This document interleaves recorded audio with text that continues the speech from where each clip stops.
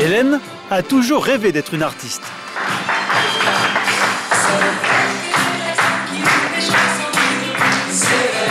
Mais toute sa vie, elle a fait de ses enfants et de son mari sa priorité. Alors à 81 ans, Hélène s'éclate enfin.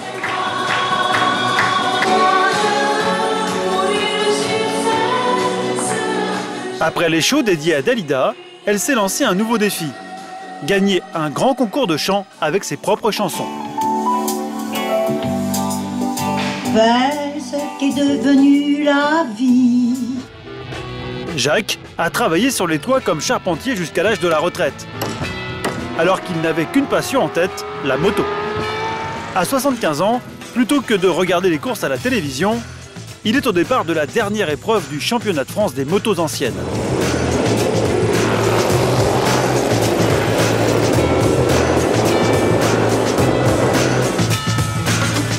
Michel a attendu plus de 40 ans et un voyage à Madagascar pour enfin se réaliser et créer un orphelinat sur cette île du bout du monde. À 67 ans, cette ancienne brocanteuse du Gers se démène pour donner un avenir à une trentaine d'orphelins.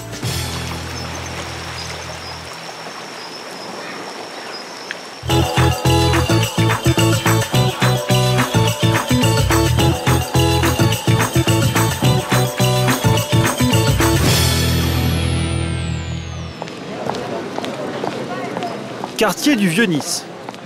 Une femme élégante, juchée sur des talons aiguilles, se rend d'un pas alerte à un rendez-vous qu'elle ne raterait pour rien au monde.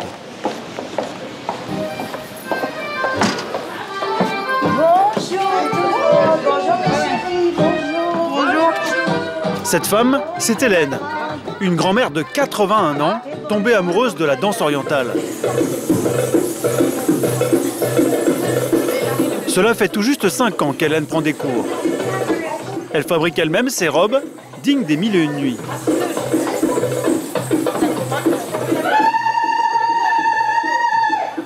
Et c'est sans complexe qu'elle rivalise avec les plus jeunes danseuses.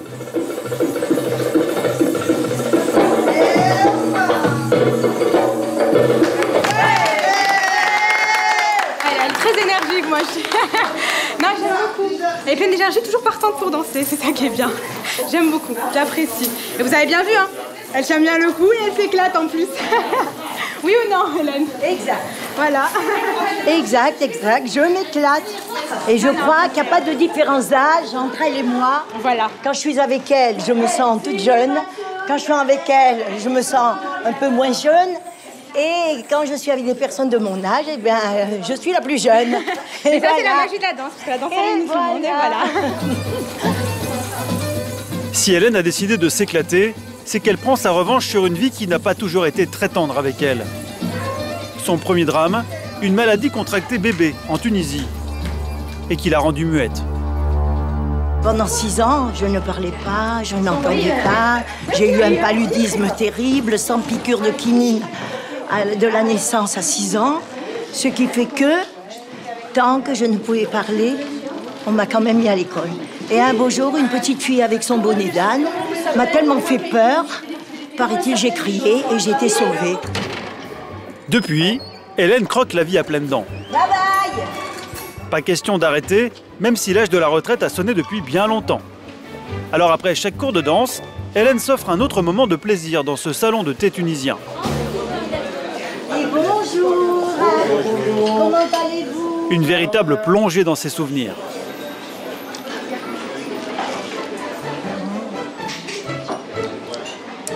J'arrive ici, je retrouve ma jeunesse. Je danse, je retrouve ma jeunesse. Donc dans toute chose qui me rappelle la Tunisie, ça me rappelle ma jeunesse. Et elle vit encore. Quelque chose que j'entretiens moi. Et que je veux pas que ça meure. C'est mes racines. C'est délicieux. Je me régale. Arrivée de Tunisie, juste de l'autre côté de la Méditerranée, c'est en 1960 qu'Hélène s'installe à Nice. Aujourd'hui, son appartement fait face à la mer. Lorsqu'elle arrive en France, elle a 30 ans. Pierre, son mari, trouve rapidement un travail à l'aéroport de Nice. Hélène multiplie les emplois, vendeuse de glace, dactylo, dame de compagnie. Mais c'est surtout à ses 3 enfants, Pierre-François, Jean-Claude et Marie-Jeanne, qu'elle consacre son temps. Une vie bien remplie, avec toujours cet optimisme qui lui permet presque d'oublier le temps qui passe. Entre cette photo, celle de 44 ans, celle de 56 et celle d'aujourd'hui, 81 ans, eh bien, je suis pour moi toujours la même, c'est tout. Je suis encore jolie, franchement, hein, pour 81 ans. Faut pas te demander la lune, allez, va. Dans cet appartement chargé de souvenirs, il y a d'autres photos qui rappellent des événements plus tragiques. 2 drames vont faire basculer sa vie. La mort de son mari, il y a 10 ans, et de sa petite fille, voici 12 ans. Ici, c'est mon mari et moi. Là, eh ben ça, c'est ma petite Laetitia et moi-même. C'est ma première petite fille, Laetitia. C'est ma première. C'est celle qu'on a perdue à 18 ans. Voilà. C'est comme si on m'avait enlevé un petit doigt de la main. Hein. Oui, oui. Mais bon. Elle est morte dans un accident de voiture. Regardez. Voilà. Là, voilà. Quand on perd un être cher, il y a une cicatrice qui se forme et chaque fois qu'on en perd un, on en a une autre et ainsi de suite. Alors, il faut s'en remettre de tout ça. Hein. Pour tourner le dos à ce destin, Hélène décide enfin de vivre la vie d'artiste dont elle a toujours rêvé. Je suis peut-être née pour être artiste et puis j'ai choisi de me marier, d'avoir des enfants, d'avoir une famille et puis maintenant, à retardement, ben, je reviens sur mes premiers sentiments.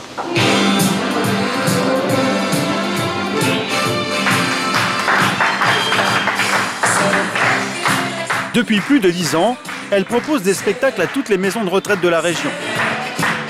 Elle chante Dalida, une autre exilée comme elle.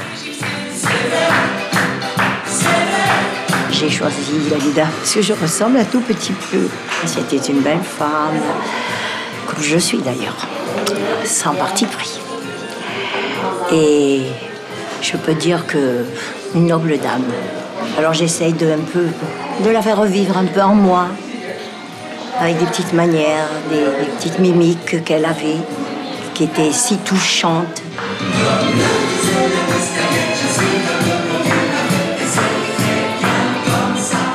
Un show bien rodé d'1h30. En coulisses, une amie aide Hélène à enchaîner les costumes de scène. Tous confectionnés par ses soins, ils sont inspirés des toilettes portées par Dalida.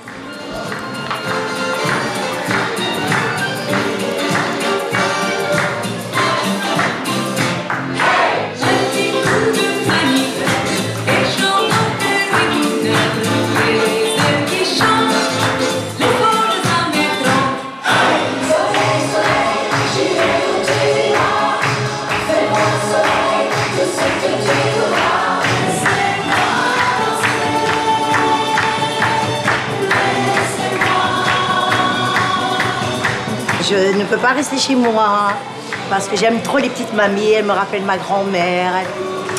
Et puis leur vieillesse, 3/4 du temps, elles ne finissent pas comme il faudrait.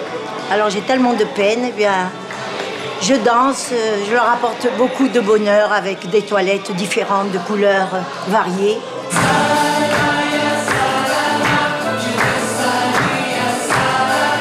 Si je pouvais leur donner un petit peu de mon énergie, je le ferais de bon cœur. Et comme son idole, Hélène finit toujours son spectacle par la chanson culte de Dalida, Mourir sur scène.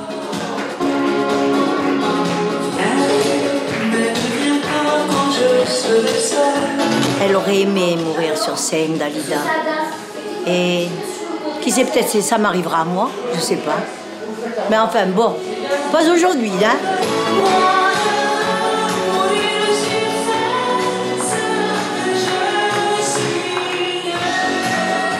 Mais ce show Dalida ne suffit plus à Hélène. Plus rien n'arrête ses ambitions d'artiste. Elle veut maintenant interpréter ses propres chansons.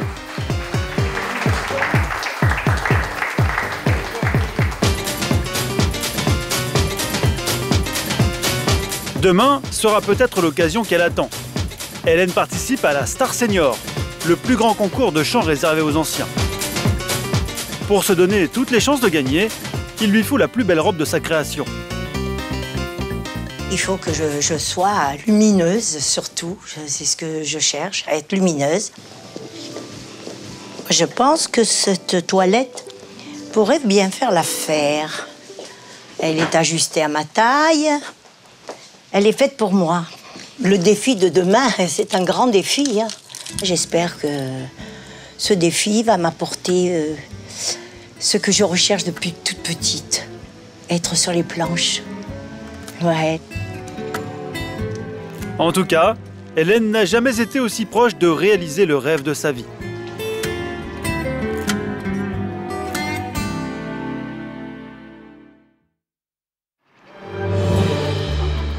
Nous sommes à Bergerac, en Dordogne.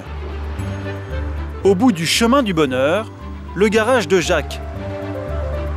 Il a 75 ans.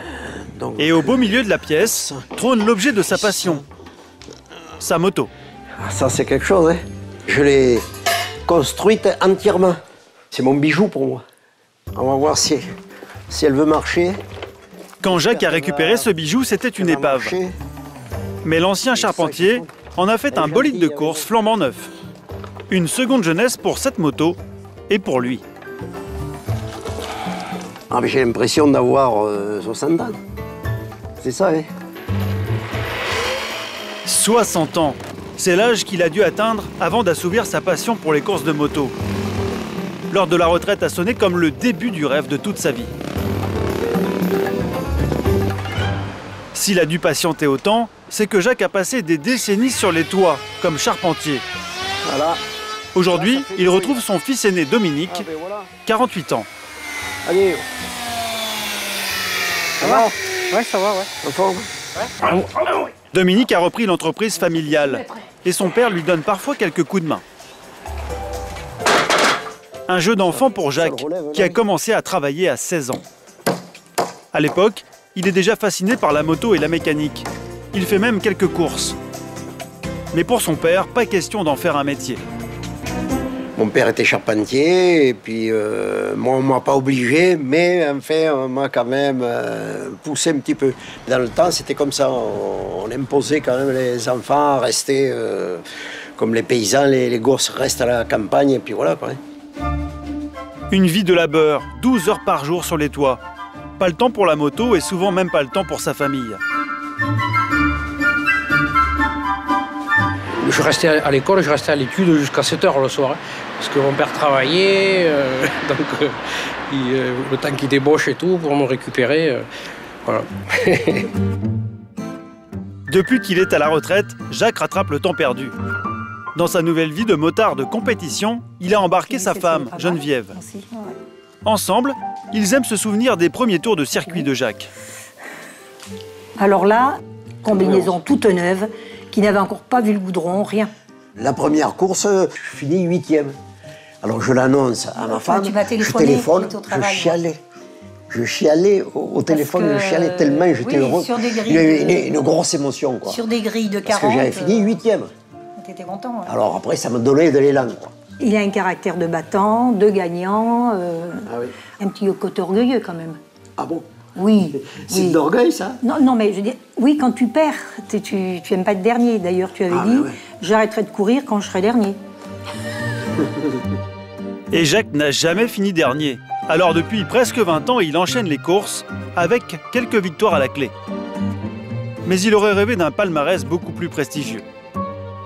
Ouais, je regrette d'avoir commencé si tard. Si j'avais commencé à 40 ans, j'aurais fait encore... 40 ans, même à 20 ans. Même à 20 ans, j'aurais fait d'autres Résultats, peut-être. D'autres résultats encore plus... mieux que ça, quoi. Pourtant, lors d'une de ses premières courses sur le circuit du Castellet, le rêve de toute sa vie a bien failli se briser. Dans ce virage, à plus de 180 km/h, les roues de sa moto se bloquent net.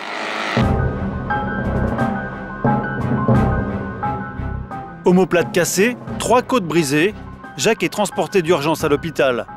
Pas question pour autant d'abandonner la compétition. Ah non, non. Non, bah non. Non. Mais, alors, J'avais ça, non, c'était... ça, il avait commencé à goûter au circuit, à la piste, à la course de... Voilà, l'adrénaline qui monte, donc il n'était pas question qu'il arrête. Hein. Non. C'est une drogue. Quand on commence, là, ben ouais, je peux pas m'arrêter. Ouais. C'est quelque chose, ouais. Mais pourtant, il va falloir y penser, peut-être un jour. Ouais. À 75 ans, ce jour approche inexorablement. Dans une semaine, Jacques va courir la dernière course de la saison. S'il ne se classe pas bien, il pourrait décider de mettre fin à cette carrière qu'il a fait tant rêver. À 8000 km de là, en plein océan Indien, Madagascar, sur la petite île de Sainte-Marie. Depuis 7 ans tous les matins, Michel, 66 ans, ouvre ses fenêtres sur ce coin de paradis. Ni eau courante, ni électricité dans son bungalow, mais cette ancienne brocanteuse du Gers s'est bien adaptée à la vie locale. Bon ben voilà, le petit confort. Un seau d'eau chaude, un seau d'eau froide, et puis la salle de bain. L'étagère de la salle de bain. C'est en pleine brousse malgache que cette jeune retraitée, pas comme les autres, a choisi de fonder un orphelinat. Bonjour, d'accord et les Zaza. 26 enfants y résident à plein temps. Orphelins de père, de mère, ou simplement victimes de maltraitance. Michel se consacre totalement à eux, à un vrai choix de vie. Quand tu as la santé, que tu as trouvé ta voie, en fait, un chemin qui te convient à cet âge-là, c'est fabuleux. Moi, je m'épanouis à faire ça. Nous sommes au début du mois de septembre. Et comme dans le reste du monde, c'est la rentrée. Voilà, le copain qui revient. Encore les madame, encore les... Le retour de quelques orphelins qui ont eu la chance de passer des vacances dans ce qui leur reste de famille. Ça, c'est un ancien. Celui-là, on le connaît. Et puis, comme chaque année, il y a aussi de nouveaux arrivants. Ce père de famille a récemment perdu sa femme. Il vient confier ses 2 petites filles à Michel. Comment elle s'appelle? Judith. Et elle aussi? Il y en a 2 qui arrivent, de nouvelles. Cynthia. Et la maman est décédée? Hein? La maman est décédée, donc elles sont orphelines de mère. Allez! Tout le monde va les aimer, ok? Et les copains aussi, hein? Ok? Faut être gentil avec ceux qui arrivent, hein? Ok? On va au bureau? On y va? La nouvelle famille de Michel s'agrandit encore. En quelques minutes, l'avenir de Cynthia, 9 ans, et Judith, 7 ans, va être scellé. Une signature du papa au bas d'une attestation et Michel les prend officiellement en charge. Thérésina, la trésorière de l'orphelinat, sert de traductrice à cet homme sans travail qui ne peut plus élever seul ses filles. Ça lui fait mal au cœur. Et il le fait parce qu'il ne peut plus subvenir aux besoins, il le fait pour ça. Il dit, le monsieur, c'est bien habiter là-bas qu'à moi. Oui. À l'école bien là-bas, mange bien là-bas, c'est ça. Mais il faut lui expliquer, il faut expliquer aux enfants que le papa ne les abandonne pas. Il vient les voir quand il veut et après, aux périodes des vacances, ils peuvent aller en vacances là-bas, il n'y a aucun problème. Les portes sont ouvertes, il faut bien expliquer qu'aux enfants, ce n'est pas un abandon. Hein? Tu viens les voir quand tu veux, il n'y a aucun problème. Depuis qu'elle a créé son orphelinat, Michel a appris à trouver les mots qui rassurent les familles. Va changer là-bas, vite, va mettre une matcha là. Accueillir une centaine d'enfants a donné un nouveau sens à sa vie. Une nouvelle vie qui a commencé à 59 ans. À l'époque, cette mère de 2 enfants, grand-mère de 2 petits-enfants, exerce les métiers de secrétaire médicale puis de brocanteuse. Mais elle rêve d'autre chose. En 2003, lors d'un voyage touristique à Madagascar, tout bascule. Première confrontation avec la misère, et surtout avec le très grand nombre d'enfants livrés à eux-mêmes. Pour Michel, c'est une révélation. C'est là, je pense, que j'ai senti l'engagement qui était en moi. Hein. C'est comme si j'avais connu mon avenir. C'est quelque chose, une case qui me disait, voilà, dans ton futur, tu feras ça. Ce qui lui fait franchir le pas, c'est cet endroit perdu au nord de l'île. Une ancienne menuiserie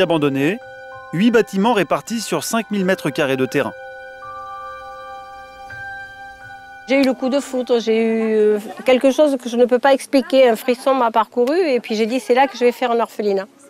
Ça s'est passé au mois de mars 2003. Et en septembre 2003, le tribunal de Tamatave acceptait le dossier, le projet que j'ai déposé. L'orphelinat a été ouvert avec une autorisation officielle. Michel devient alors directrice d'orphelinat. Et au passage, elle investit toutes ses économies. 8 500 € avec lesquels elle signe un bail de 99 ans. Le prix de sa nouvelle vie. Une vie qu'elle n'échangerait pour rien au monde, même si elle doit se battre au quotidien pour faire fonctionner son orphelinat et nourrir ses nombreux enfants. Là, il y a du miel ce matin. Ils ont la chance d'avoir du pain, mais nous ne pouvons pas acheter du pain tous les jours. Nous en achetons pour eux une fois par semaine. L'important, c'est de savoir qu'ici, ils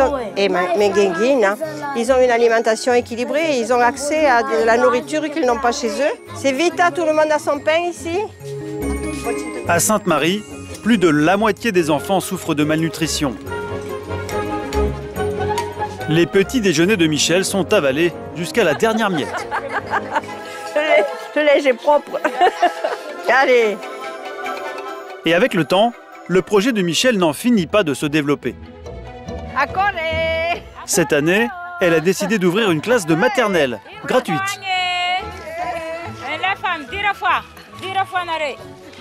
La nouvelle a très vite fait le tour des villages environnants. Résultat, 55 enfants scolarisés. Une nouvelle victoire pour Michel.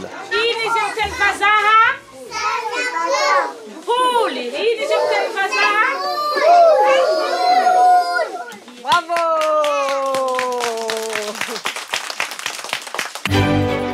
Si la classe a autant de succès, c'est aussi parce que tous les élèves ont droit à un repas gratuit. C'est bon les Zazas, la crème? Cet engagement auprès des enfants fait le bonheur de Michel.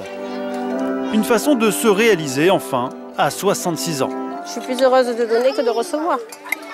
Mais j'ai ça de mes grands-parents et de ma mère et de mon père. Il y avait toujours plein de monde à table. On partageait ce qu'il y avait. Cette générosité, Michel la paye au prix fort. Maternelle, orphelinat, plus 20 employés, tout ça coûte beaucoup d'argent. Malgré les 5 000 € de dons qu'elle reçoit par an, Michel doit souvent mettre la main à la poche pour renflouer la trésorerie. Pour l'instant, là, je suis en train de donner 500 € par mois, voilà, qui fait marcher tout le monde. J'avais dit que je mettrais un peu d'argent de côté pour payer mes voyages, mais là, pour l'instant, je suis obligée d'avoir un bon visa qui me permette de rester ici parce que la retraite, elle est toute petite, ce qui reste. 500 € sur une pension mensuelle de 750 €. Mais contrairement aux retraités de son âge, cette précarité financière ne semble pas inquiéter Michel. Car cette nouvelle vie lui a fait découvrir d'autres plaisirs. D'abord, on donne et après, voilà, après on se repose. Oui, c'est très intense quand même, oui. Au menu, un plat du Gers, son pays natal.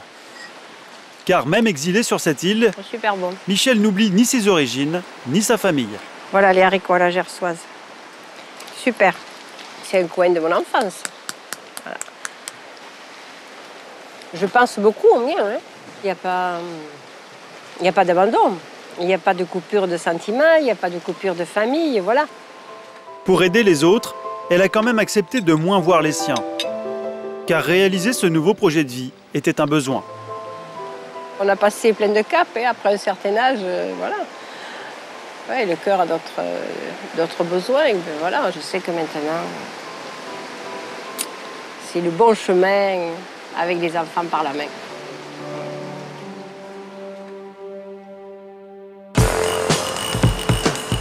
À Nice, le jour tant attendu par Hélène est arrivé. Une chance unique de révéler ses talents d'artiste à 81 ans. C'est la sélection de la Star Senior, un grand concours de chant organisé par la ville pour les plus de 55 ans. Hélène et les autres concurrents sont accueillis par le président du jury en personne. Bien, chers amis, bonjour à toutes et tous. Alors écoutez, moi j'ai un petit conseil. Lâchez-vous, faites-vous plaisir. Laissez le trac devant la porte, comme je le dis, en entrant, vous le reprendrez en partant, il vous attendra dehors, vous inquiétez pas. Et puis vous verrez, ça se passera bien. Les auditions peuvent commencer. Place au premier candidat. Les autres sont priés de quitter la salle. Alors, on va commencer avec Madame Arlette Serrault. On y va?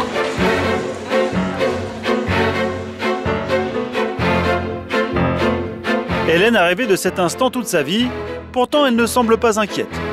Il faut éviter la crainte en entrant.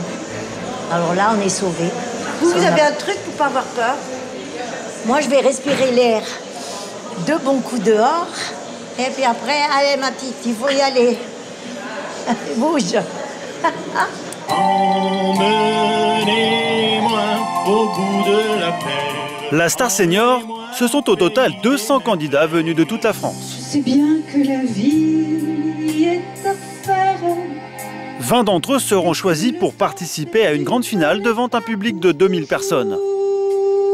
Pour les 11 jurés, une sélection difficile, avec des critères bien précis. La puissance de la voix, l'interprétation déjà aussi, la prestance, je veux dire le scénique, mais c'est surtout l'émotion qui est importante. Parce qu'après, on peut faire beaucoup de choses quand on a l'émotion. C'est tellement rien d'y croire. C'est tellement tout. Et certains concurrents ne manquent ni d'émotion, ni de voix. Au point que leur prestation s'entend jusqu'à l'extérieur de la salle. Pas suffisant cependant pour troubler Hélène, toujours aussi sereine. Il y a bien eu des gens avec des voix moindres qui sont devenus des grands chanteurs. Alors je deviendrai aussi une chanteuse, avec ma voix, n'est-ce pas? Ouais. Je suis malade, c'est ça, je suis malade. Mais personne n'empêchera Hélène d'aller au bout de son rêve. Tu m'as vidé de tous les mots et j'ai le cœur complètement malade, cerné de barricades. T'entends? Je suis malade.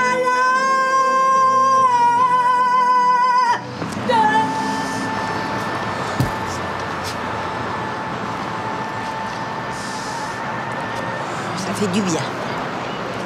Le numéro 13, Hélène Giudicelli.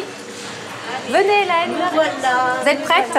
Oui, oui, oui. On y va. Je suis prête, ma petite. Numéro 13, Hélène Giudicelli qui va interpréter Mon Puzzle. C'est une chanson qu'elle a écrite et composée.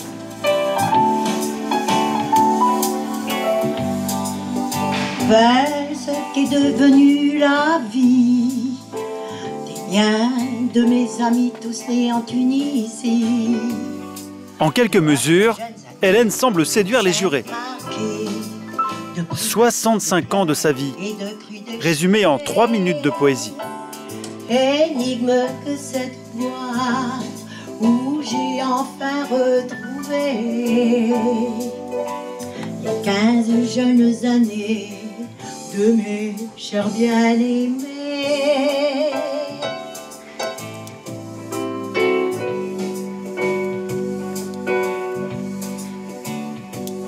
Mes chers bien-aimés.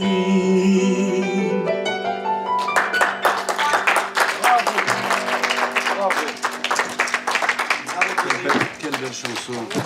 Elle est belle, ma chanson. Quelle belle chanson. N'est-ce pas? Merci beaucoup. Merci, merci. Merci beaucoup. Merci. Elle a 81 ans, c'est beau, à 81 ans de se faire ses costumes, de se coiffer, de chanter. Elle danse, c'est une femme extrêmement active. Voilà, bon. Mais il y aura d'autres candidats et nous verrons bien. Je suis sûr que si on nous demandait de reprendre le refrain, on l'aurait déjà mémorisé. La la la la la la la la. Donc c'est déjà une chanson populaire en soi. Oui, c'est vrai. Voilà, c'est ça. C'est charmant. Ah oui, c'est charmant. Au revoir. Formidable, formidable. Formidable. Je suis très heureuse, très heureuse. Ça a été comme sur des roulettes. Sur des roulettes. Magnifique. Mais Hélène devra attendre 3 semaines avant de savoir si elle est sélectionnée pour la finale. Retour à Bergerac. Pour Jacques, 75 ans, ce sont les derniers préparatifs avant la grande course qui aura lieu demain. Quand je monte dans le fourgon, que je pars, je suis heureux de partir. Pour cet ancien charpentier, réaliser le rêve de faire de la moto, même à la retraite, c'était vital. Si j'avais pas fait ça, peut-être j'aurais été à la pêche. Mais il n'y a que des vieux qui vont à la pêche. Je devais devenir vieux, vite vieux. Tandis qu'en faisant ça, j'arrive à rester un jeune homme. De son côté, la femme de Jacques prépare aussi le départ. J'en prends 6, hein, t'es d'accord? Et décontracte. Décontracte. Pour eux, chaque course est une expédition. 3 jours de camping au bord des circuits.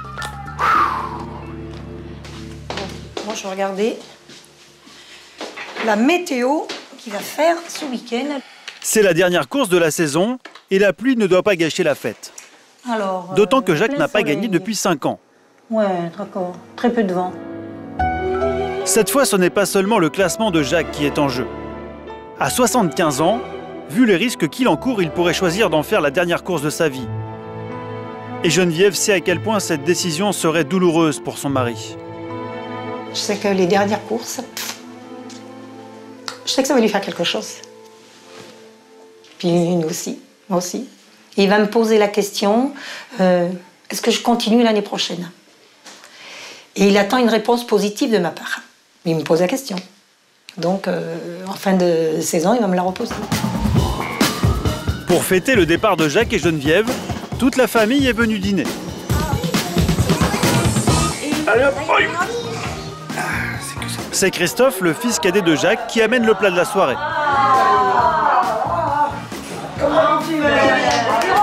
Une paella pour une grande famille recomposée. Jacques et Geneviève se sont remariés il y a 20 ans. Autour de la table, les fils de Jacques, accompagnés de leurs femmes.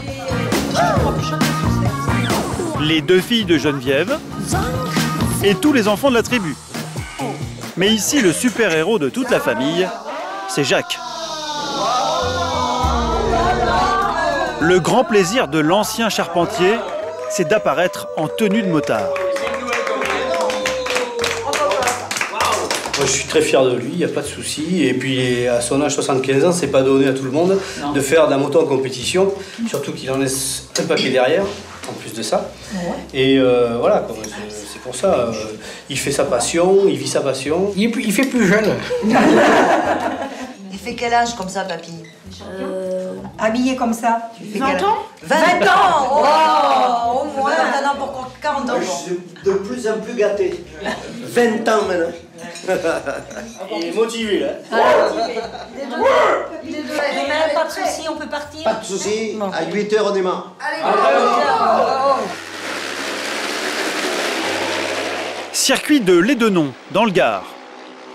3 km 150 d'asphalte pour l'un des parcours les plus techniques de France. Sur son bolide de 1970, Jacques est en pleine épreuve de qualification. En fonction de son temps, il connaîtra son placement sur la ligne de départ de la course finale. Le public se masse sur le bord de la piste et aux premières loges, comme à son habitude, Geneviève surveille la course de son mari.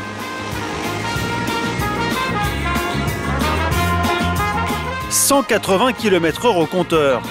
Et sur sa moto, son numéro fétiche, le 35. Son année de naissance. Mais ce matin, au milieu des 40 concurrents de la catégorie motos anciennes, Jacques ne semble pas à son aise.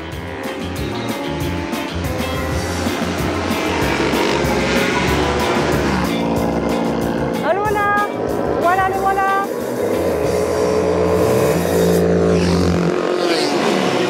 Fin des qualifications. Jacques n'est que 29e sur 40. Pas si mal pour un homme de son âge, mais lui est déçu et de mauvaise humeur.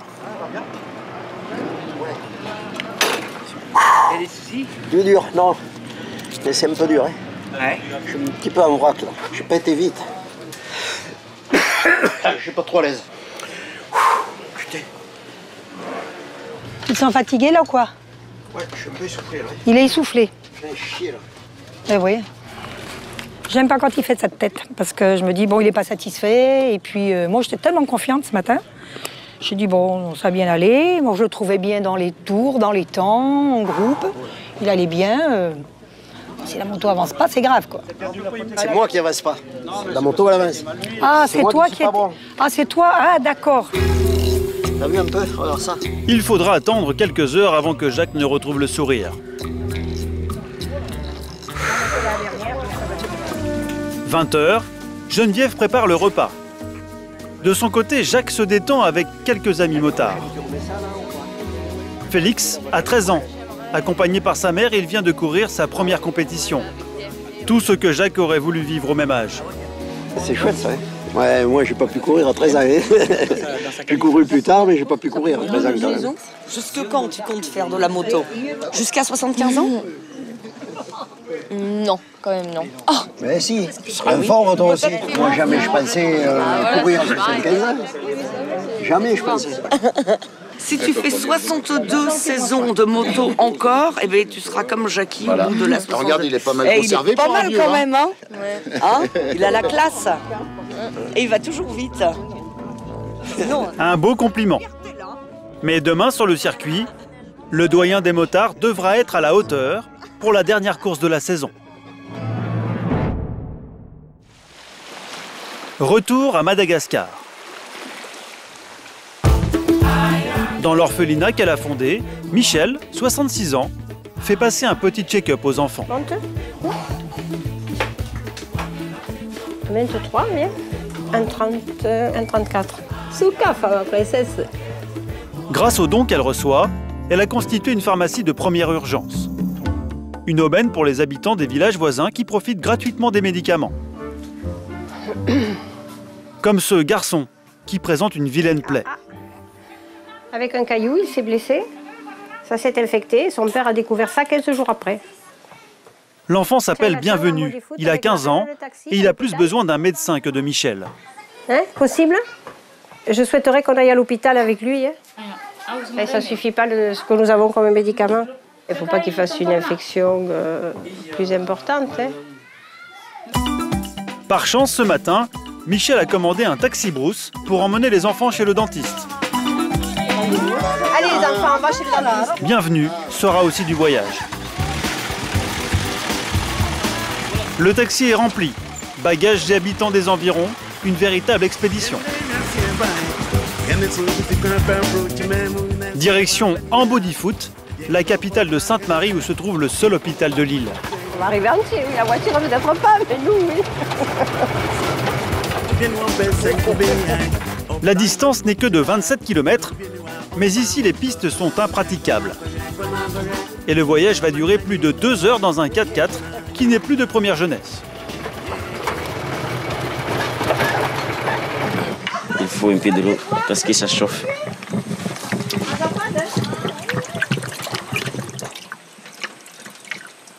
Allez, on y va.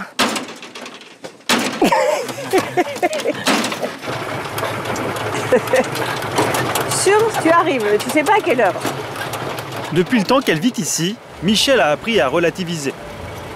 Après 3 heures plutôt épiques, le convoi arrive enfin à destination. Ambodifoot, gros bourg de 5000 habitants.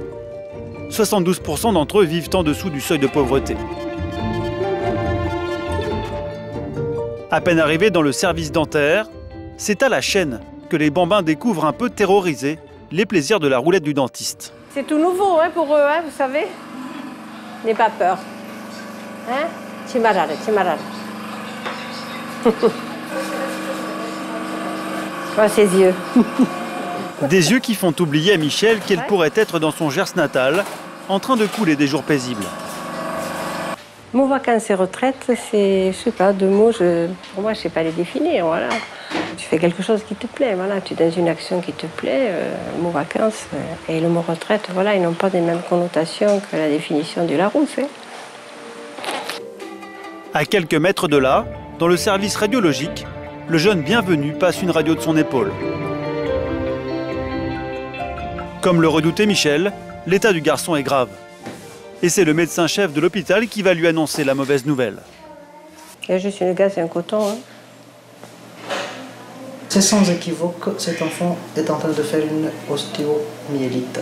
Donc la radio qui a été faite nous montre que c'est pas la clavicule qui est atteinte, mais c'est l'omoplate, avec la tête de l'humérus. Donc cet enfant, s'il ne sera pas pris en charge convenablement et à temps, il va perdre l'utilité de son bras droit. Donc il faut le prendre en charge le plus tôt possible. Ok. Voilà. Et la prise en charge constitue à lui donner des médicaments à forte dose. D'accord. Donc si vous le prenez en charge, là je vous préviens que ça va être assez cher. Eh bien, on va aller au combat, hein.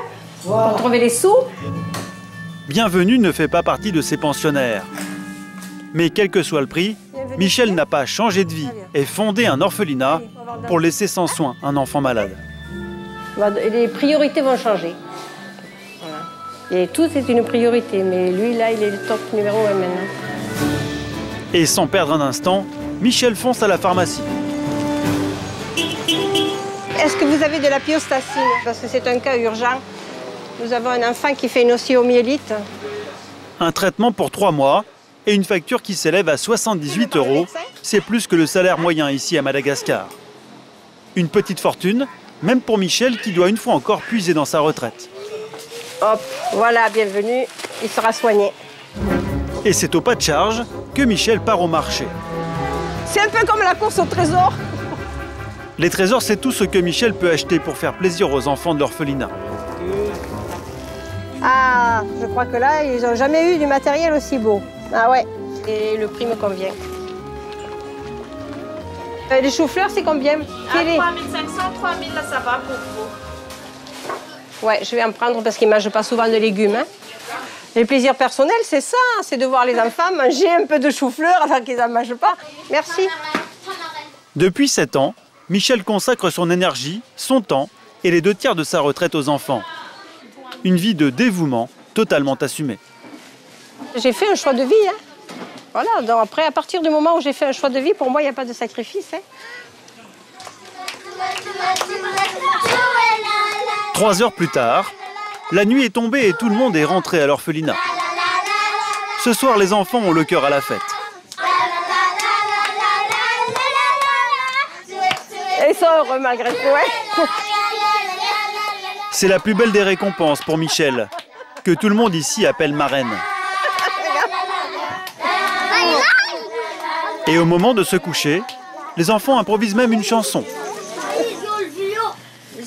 Paroles et musique, tout droit venu du cœur. Merci marraine, merci. J'ai rien à te donner, merci. Merci marraine, merci. Merci mes chéris, bonne nuit. À demain. À demain. Allez, ça y est, hein.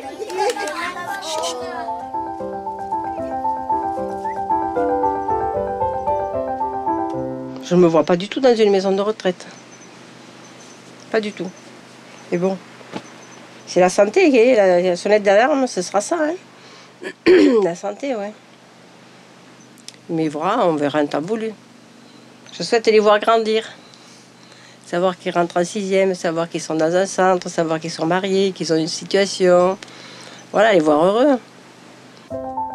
D'ici là, Marraine devra séduire toujours plus de donateurs. De l'argent pour construire quelques bâtiments supplémentaires et pouvoir encore agrandir sa tribu. Sur le circuit de l'Édenon, c'est le grand jour de la course. Chérie, comment ça va? En réalité, le septuagénaire ne va pas bien. Jacques est inquiet, la météo n'est pas au rendez-vous. Et s'il pleut, que j'y vois rien, je rentre. Ouais. J'ai peur de tomber, alors je vais rouler tranquillement. Je pense qu'il fait un choix, lui, soit il fonce et puis il prend des risques. Bon, mais à 75 ans, s'il tombe, la chute n'est pas la même qu'à 30 ans ou 40 ans. Hein. Donc ça, il le sait. En plus, Jacques a raté sa course de qualification. 29e sur 40, il a une très mauvaise place sur la grille de départ. Dernier problème, et pas des moindres, aujourd'hui les pilotes doivent démarrer leur moto en la poussant. Et si je démarre pas, comment on fait? Mais si, ils vont te pousser, les copains. Et si je démarre pas, je rentre. Hé, fais monter l'oxygène dans le cerveau. Montée d'adrénaline pour Jacques. À 75 ans, ça ne se passe pas aussi bien que pour les autres coureurs qui affichent une petite quarantaine.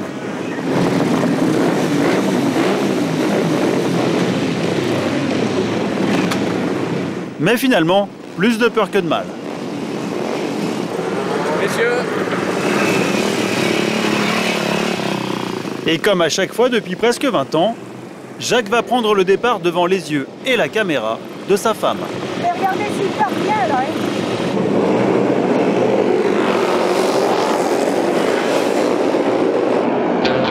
Il a fait un bon départ. Et c'est parti pour 12 tours à plus de 150 km/h.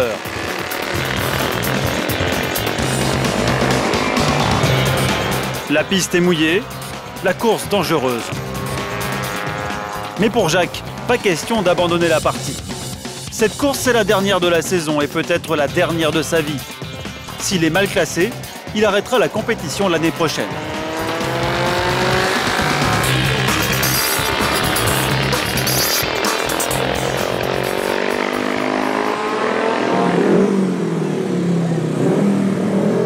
Résultat, Jacques arrive 18e sur 40. Une sacrée performance pour un papy de 75 ans.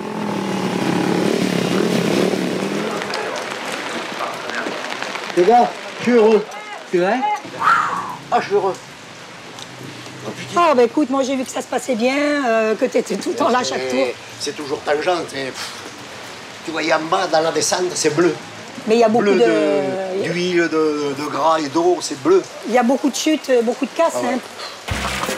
Place à la remise des prix. Dans la course des motos anciennes, chaque cylindrée a son propre palmarès. Jacques a peut-être une chance d'être bien classé dans la catégorie des 450 cm3. Deuxième, Vincent Rouanet. Bravo. Il est là. J'ai une bise. Hein? Le troisième, notre bon Jacques Aymar.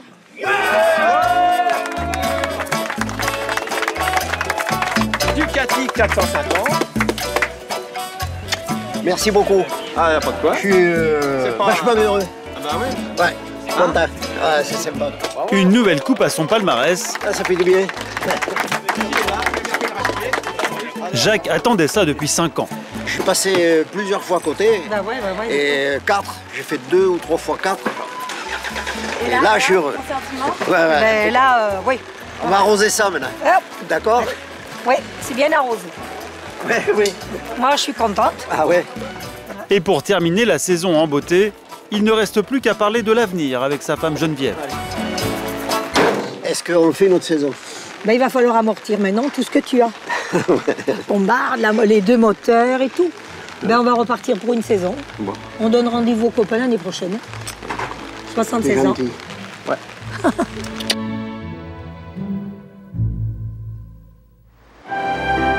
À Nice, c'est aussi l'heure des résultats pour la star senior. Hélène, l'octogénaire doyenne de ce concours de chant réservé aux plus de 55 ans, a été sélectionnée par le jury. Je suis très heureuse, très comblée, très honorée. Pour célébrer son talent d'auteur-compositeur, les jurés lui ont attribué un prix spécial. Hors compétition, Hélène va chanter à 81 ans devant plus de 2000 personnes. Pour elle, c'est une véritable consécration. C'est un petit peu le rêve de ma vie. De toute petite, déjà, je voulais monter sur les planches, être une artiste. Avant de monter sur scène, Hélène a une pensée pour 2 disparus, chers à son cœur.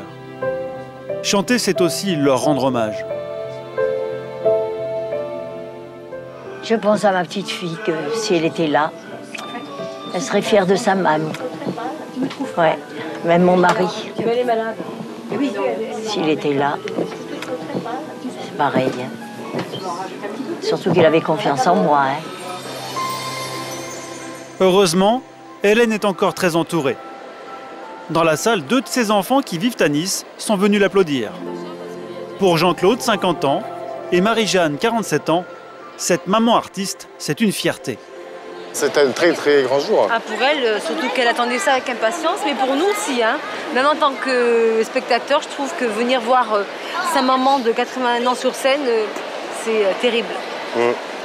Elle m'a toujours étonné, et plus elle va dans l'âge, plus elle est étonnante. C'est ça le... C'est exceptionnel. Et c'est tout à son honneur parce qu'elle mérite quand même. Hein. Elle s'est sacrifiée pour nous en ayant toujours ce désir, mais qu'elle gardait de côté. Nous, on est grands maintenant, donc maintenant c'est nous qui venons la voir et qui sommes en fait ses supporters. En fait. Bien, alors notre candidate hors concours, quelqu'un que le jury a vraiment apprécié et qui, ce jury, tenait à vous présenter ce soir, Madame Hélène Giudicelli, s'il vous plaît.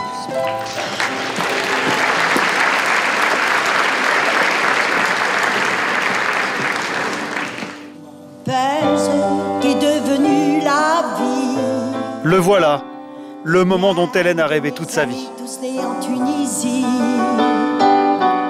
À 80 ans passés, eh bien, je peux dire qu'à tout âge, on réussit sa vie. Voilà, à tout âge. Et là, je pense l'avoir réussi. Énigme que cette boîte où j'ai enfin retrouvé les 15 jeunes années de mes chers bien-aimés. Mes chers bien-aimés.